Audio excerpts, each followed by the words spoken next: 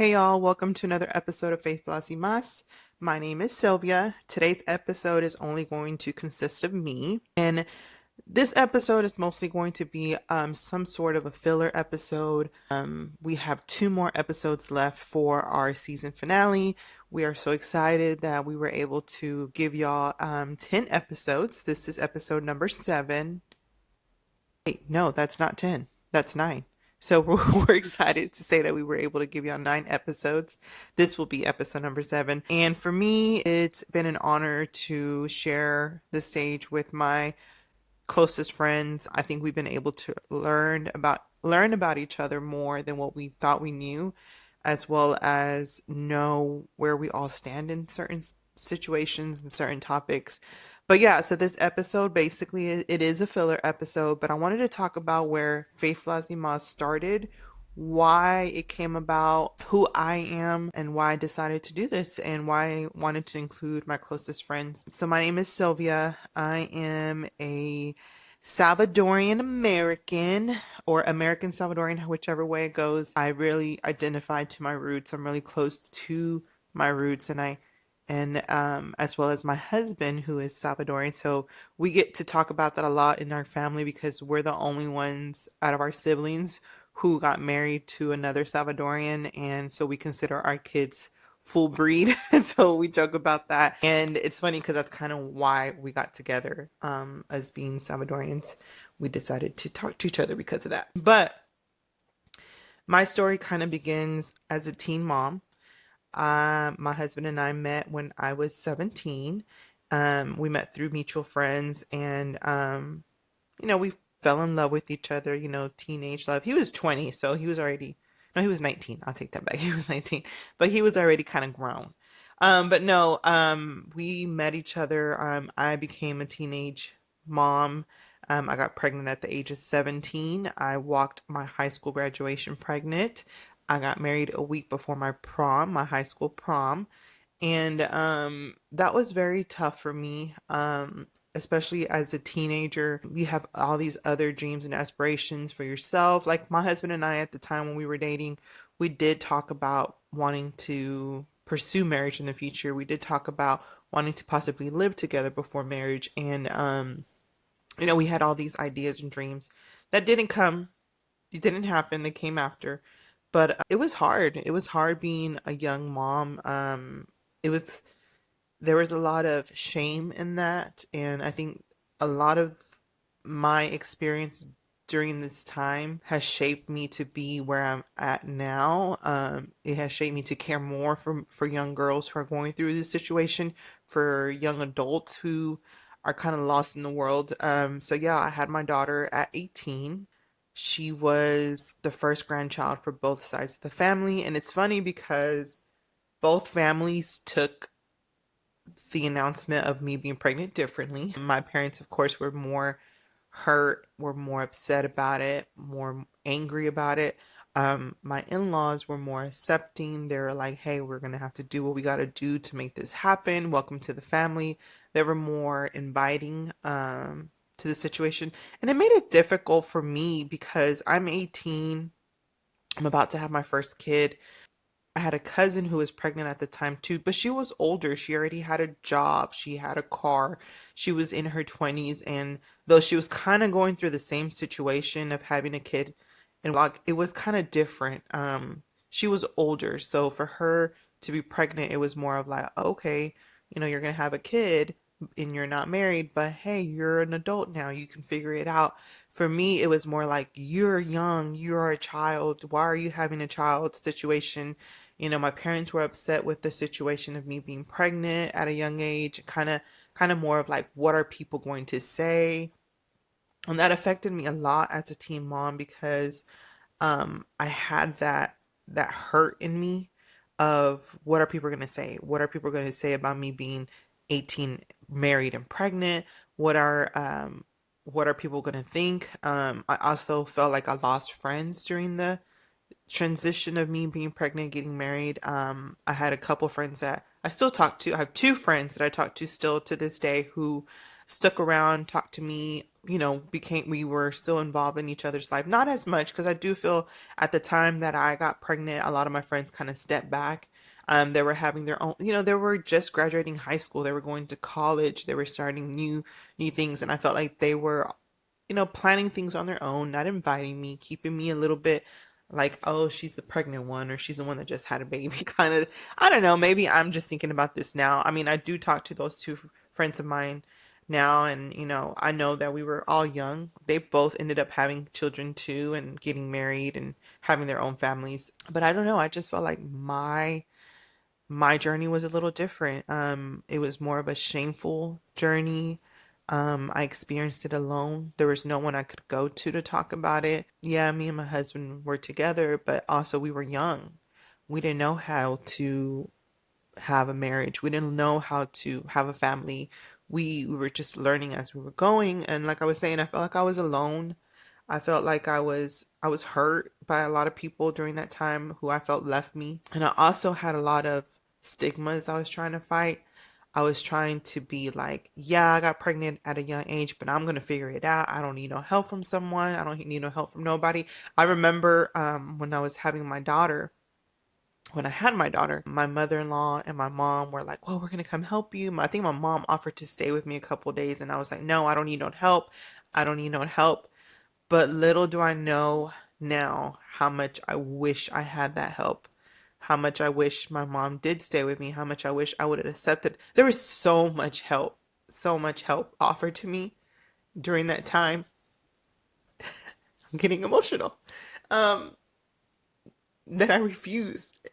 And now, as a 34-year-old mother of three, I wish I had it, because I felt so alone during those times when I didn't have to be alone, especially raising a kid. But anyways, so yeah, so I had so much hurt, so much shame, and I carried that on a lot. And I felt like I put a lot of pressure in my parenting, a lot of pressure on my firstborn daughter. I wanted her to be perfect, because I wanted people to see kid being raised by young parents, by teenagers, and her being so smart. She was perfect at all times, and little did I know I was affecting my kid. I was causing her more problems than anything. So yeah, so that was the beginning of my testimony, like me being a young mom and not knowing a lot and trying to find myself in the pressures of society, my parents' expectations, my husband's expectations. Not that he had expectations for me, but just me being a wife, what you grew up knowing to be a wife, you trying to be that wife. And it was hard, especially for Latinas. We are raised to be women of our homes, amas de casa. Hay que limpiar, hay que cocinar, hay que cuidar los niños, hay que mantener la casa limpia, all this stuff. And it's hard because, I was 18. I was 18. When I think about my daughter being 18 soon, I mean, she's about to be 16, but just thinking about her life compared to my life, I don't wish none of that for her. I want for her to enjoy her teenage years. I want her to be a happy 18-year-old child in high school, graduating, planning her future in college, getting excited for college. But yeah, so I had a lot of pressure. During that time, I was going to church with my in-laws. They were part of an Assembly of God church, and that's the church we got married at. My in-laws, bless them, they're so faithful, always praying for us, always trying to encourage us. But us being young parents, again, being immature, not knowing, we refuse a lot of it, and I hate that now. I hate that I did that.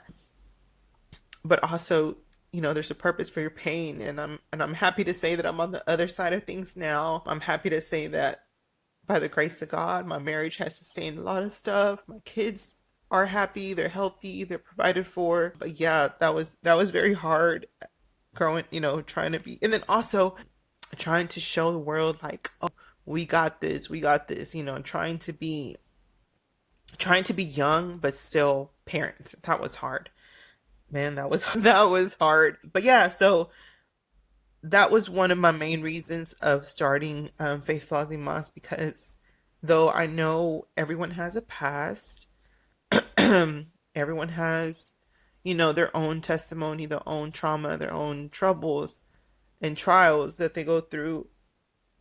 There's always the other side. There's always the other side of beauty and grace that Jesus restores for us. Like there's so much beauty in the ashes that we have left. And so, yeah, so then that's part of my testimony, as well as being a young wife. Man, I was young. Like when you talk about a teen bride, I was young and I had no clue of what I was doing. My husband and I didn't have a clue of how marriage was supposed to be at that time. We tried, like I'll be honest, we tried really hard. There was times where we would argue, we would fight. We felt like we weren't part of a marriage. It was more of like a you're here type situation. And I'm speaking for myself. My husband's not here to talk for that, but it was really hard. And you don't want to be a statistic. Both our parents sustained a lot during their marriage and they're still married now. And they're proof that we can still continue to be married. And during those times we wanted to like separate a lot of times. We felt like we didn't have to be with each other. And but also we never bit the bullet, I guess you can say. Took that leap of getting a divorce or separating because again, me, I didn't want to be a statistic. I didn't want to be that young mom who got pregnant at the age of 17 in high school, having a child, getting married, and then divorcing before the age of 22. That was something that I was like, no, I'm not doing. And I really fought, and I thank God in the sense of making me that way, because I cannot imagine being divorced then and what my life would be now. I'm so happy I stayed in my marriage. I'm so happy my husband and I fought for each other. We ended up having two other kids who, though my kids, they're wild, y'all. I know y'all hear me talk about my kids. I cannot see my life without them. I cannot. So yeah, so that was part of how hard things were for me and how I felt alone. I felt judged. I felt ashamed. I didn't have no faith. Um, Not that that I was against God, but I never put my trust in Him. I never thought about praying about things. I never thought about leaving it at the feet of God and letting Him and trusting Him and His will be the way. I just kind of lived day to day and fought day to day, trying to just make it. Another thing that I could think about my testimony that has changed a lot for me now is, oh my God, I used to be a person that liked to show off. When I said I like to show off, I like to show off. If I was going to go get a new purse, I was posting it about it. If I was getting a new car, I was posting it about it. If I was getting my nails done, I still post my nails, but only because they're really cute. And I really like to support my friend who does them. She does a really good job. But if I was doing something, taking a trip, buying my daughter this, doing that, I was posting about it just to show off.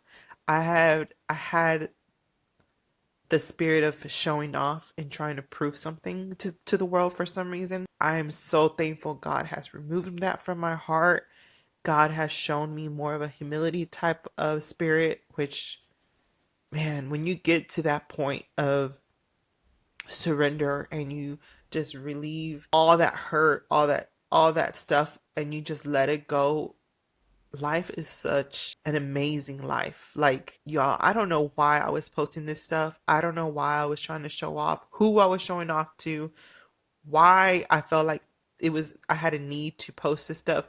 And again, it could be the same thing that I was feeling, that I wanted to show the world that I was doing well, even though I was a teen mom. And a lot of times I don't really speak about this, but during that time that I was going through all that, my husband and I were trying to get pregnant.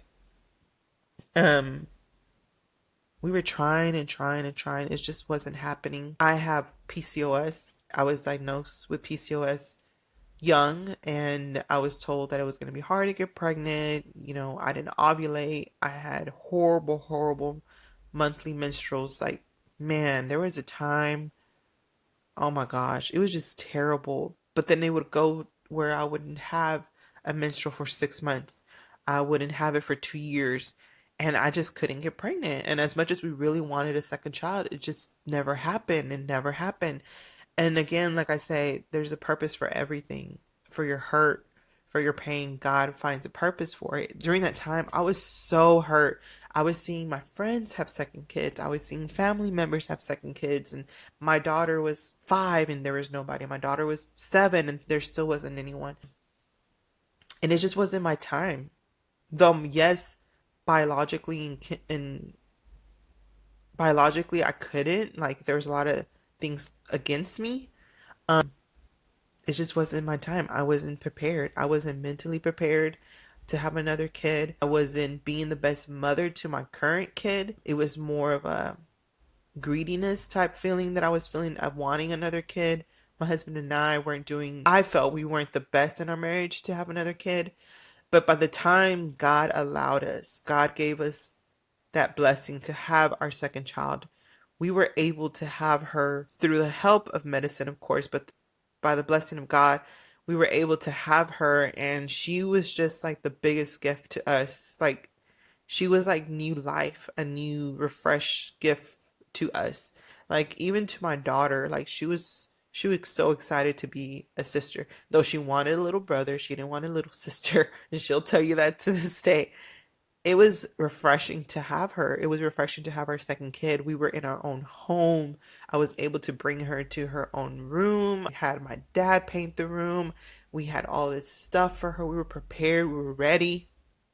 My husband had a job with good insurance. I was not living on the government to have her like I did with my first kid. I didn't even get WIC. Like, y'all know WIC is a very big help. I breastfed her. I didn't breastfeed my first daughter. I was so immature about it. I was like, oh my God, this hurts. No. But with her, I was like breastfeeding her. I was just it was the right time, the right place, the right moment.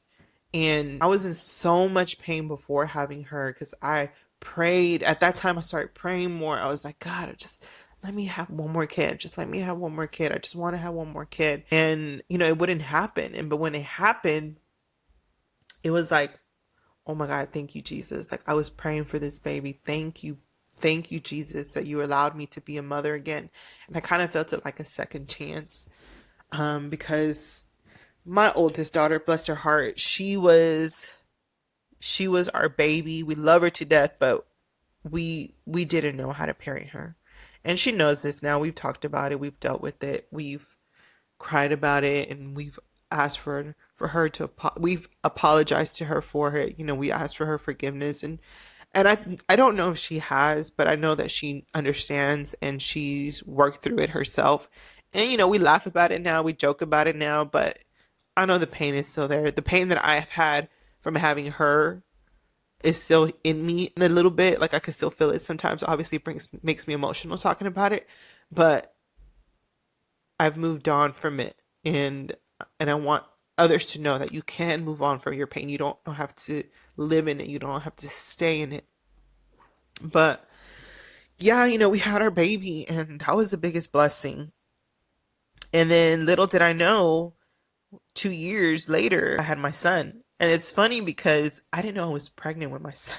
I didn't know I was pregnant with him till I was like 3 months pregnant. And I wasn't planning on having another kid. We were fine with our two. We had our home. We had our two girls. Financially, we were doing so well. We were taking trips. We were, buying whatever they wanted, whatever they needed. We had, at the time, you can say we were like living the perfect life.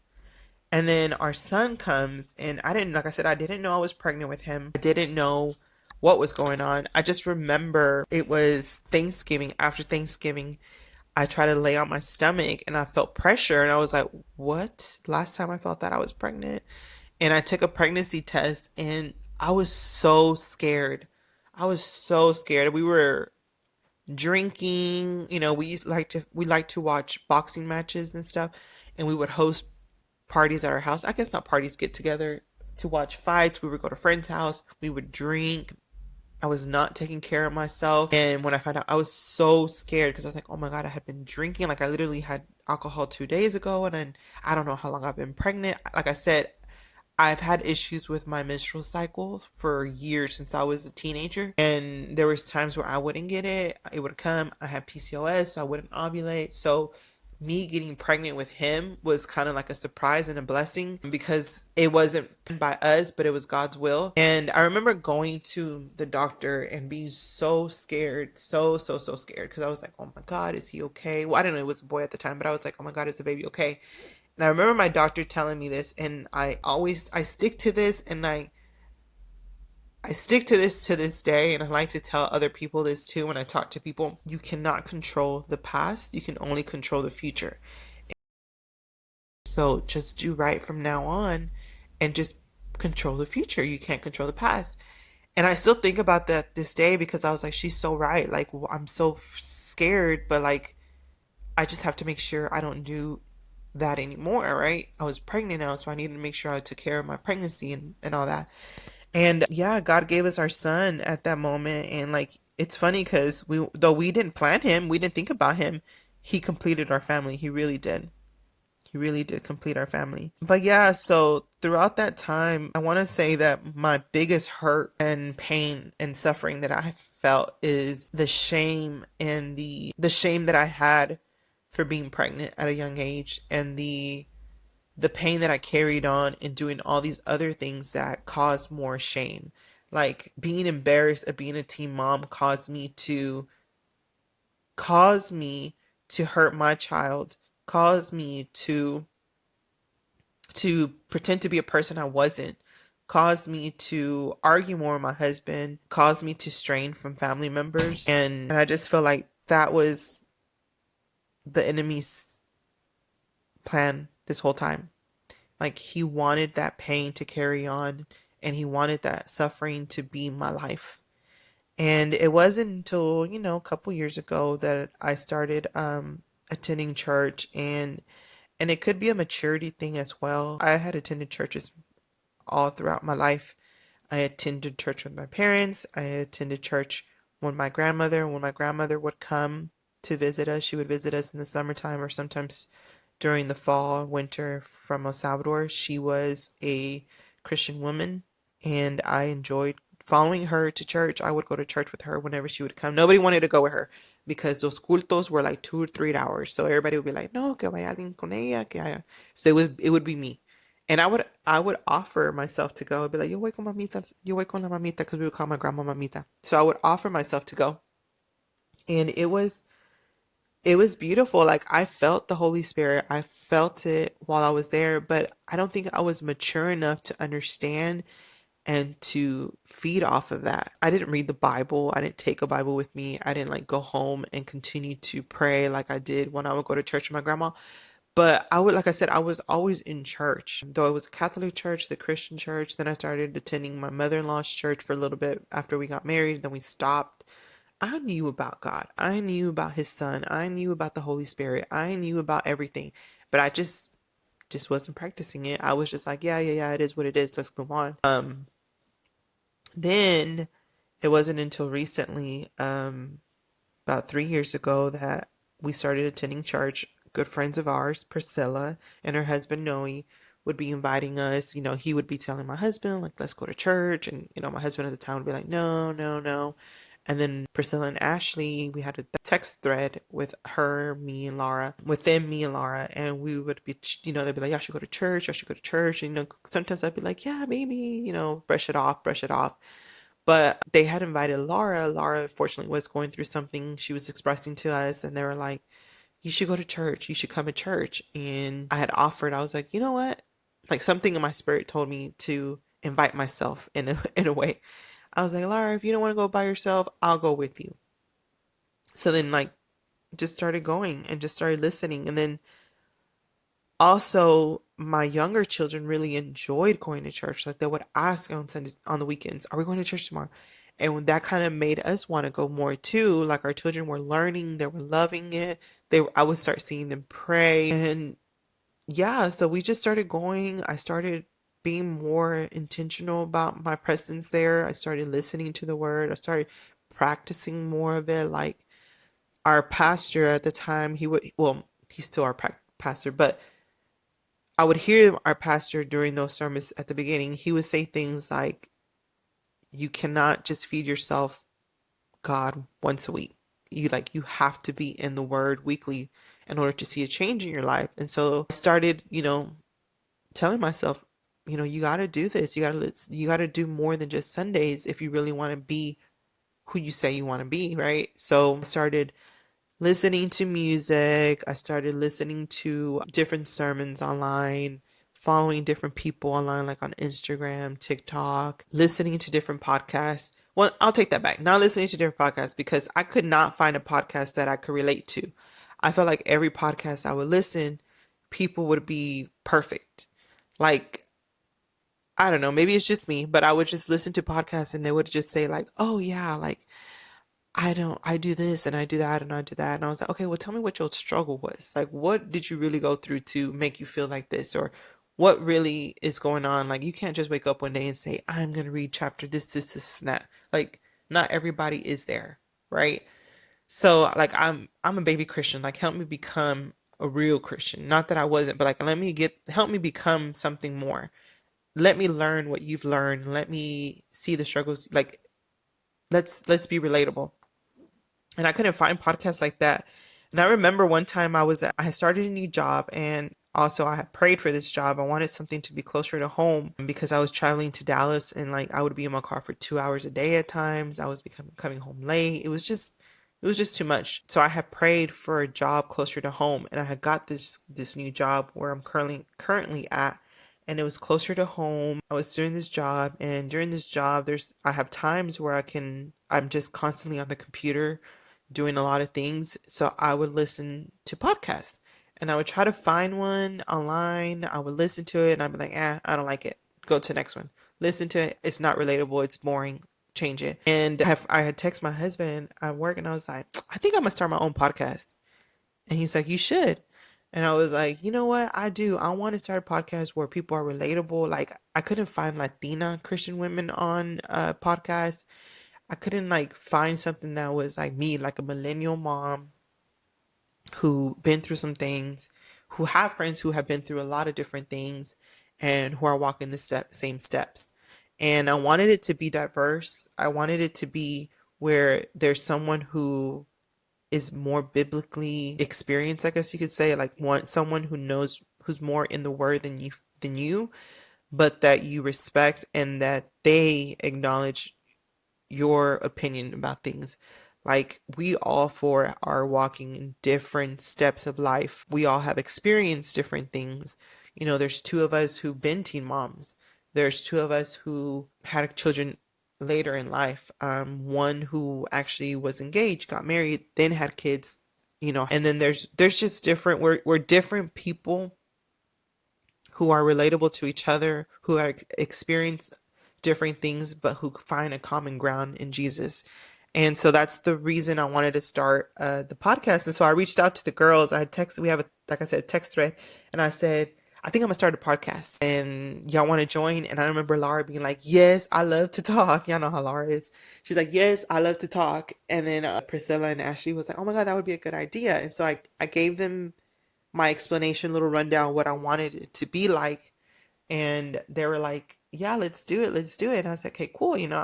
Let's do it. And so I had that in my heart, and I had it like something that was like an itch that I had, that I was like, no, you got to do it. You got to do it. You got to do it. And I remember talking to people, getting people's opinions. I asked my sisters, and they're like, oh my God, that'd be so cool. My husband was like, yeah, you should do it. You should do it. And then I remember talking to my sister-in-law, who I respect dearly. She is someone who I've always seen constantly as someone real in her faith. And so I remember we were over at her house, and I was like, oh, I think I'm going to start a podcast. And she's like, oh, for real? And so I started explaining what it was. And she's like, that's a good idea. I think you should do it. She's like, what are you going to be talking about? And so I was like talking to her about it. And then she's like, if you feel God put that in your heart, you should go for it. Because there's a lot of things that we feel that we want to do and we don't go for it. And I'm kind of trying to remember exactly how she said it, but that we don't go for it and then, we just let it pass. And then we see others do. And she said it's not that someone else can't do it, because a lot of people can do it, right? But God's put it in your heart because he wants you to do it. But no matter if you do it or don't, he's still going to find a way for his word to be put out by someone else. And if he has come and put it in your heart, you need to fulfill it. So then that's why I was like, yeah, I'm going to do it. I'm going to do it. And it took a couple months for us to put it all together. I came we came up with the name. Like, I had ideas. I was like, I want it to be something like this because we have flaws, but I wanted to have some Spanish in it because we're all Latinas. And then, like, let's think, like, brainstorm names. And so we were coming up with names, and then we came up with Fe Flasimas. And then I was like, okay, so, like, what do y'all think about the logo? Like, how do y'all want the logo to look like? And, like, we were coming up with ideas, and I was like, I have a thought about, like, flowers, but I wanted, like, those Cinco de Mayo flowers, like, I don't know if y'all from Texas, but when y'all think about San Antonio type flowers, like, I was thinking about something like, like that. But then I was all like, but that's kind of Mexicanish, and I ain't Mexican. I'm Salvadorian, so maybe not. But I thought about it, and I was like, well, let's look at different options. And so I don't know if you guys have know this or not, but there are four flowers in our logo, and they're all different color, and each color represents one of us. It's one of our favorite colors. Like, Laura's purple, Ashley is the light pink, Priscilla's the hot pink, and I'm like the reddish orange one. So those are our colors, and so that's why we picked that. And I wanted it to be something simple but refreshing. So yeah, so then we finally came up with everything. We thought about topics we wanted to discuss. Even though we came up with all these topics, y'all, we don't decide our topic until like the week of that we're gonna record. But yeah, so we decided, and then we started doing it. And though it's been a journey, I'm not gonna say it's been easy. It's been hard to get recordings done just because we all are so busy. All three of my children, especially now in the fall that school has started, all three of my kids are in activities. There's always something going on after school. We are busy. Same for the other girls. Like, Laura's children are in high school. They are all three in different sports. They are all three in different things. Her husband is also a coach, so she has to be there for him, supporting him, his sports and stuff. Ashley, she serves at church. She is part of a group at church. I think she's part of two groups at church, and so she has her weekends full. Her children as well. They have other things going on. Priscilla's same. She's a business owner as well, but Priscilla's as a business owner, homeschooling her children. So she's a teacher, and then she's a stay-at-home mom. So she handles her home. And then she's also part of different groups at church, and her and her husband they're really growing. They have started a podcast as well. So their ministry is more towards marriages, and which I think is awesome. If you haven't heard their podcast, it's called Marriage with the Max. Y'all should listen to that. They just released their first podcast episode, and it's awesome, especially knowing their journey, knowing bits and pieces of their journey just from an outsider and hearing them talk about it. It's beautiful to see the different things that God has done in their life. But yeah, so that's how Faith Lazimas came about. We have so many dreams and aspirations for Faith Lazimas, though this is just our first season.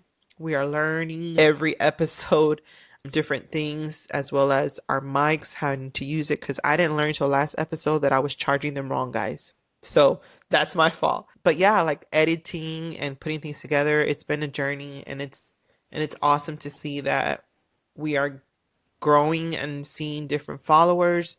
We're not there yet. We only have a couple followers, but people are tuning in and actually enjoying listening to us talk and see that we are relatable. So yeah, that's been awesome. But yeah, so like I was saying, back to my testimony, found Jesus in my parenting. He found me in my parenting. He checked me in my parenting, literally, and he removed all the shame that I had from my parenting, my motherhood from the beginning. Kind of restored that for me, and also kind of giving me a clean slate and telling me, like, hey, the mistakes you've done, the hurt you've caused, the hurt you felt. Like, I'm releasing you from that. I'm taking that away. I'm taking the pain away, start fresh. And that's kind of like what I've been doing with my kids. No, I'm not perfect. I still be yelling at them. I still get on them. I still say things that I regret later. But yeah, it's just been a journey, and I'm thankful, and I'm blessed to say that it's all been through the grace of God. Um, like I said earlier, we are almost finishing our season one. We have two more. I'm hoping two more episodes. Don't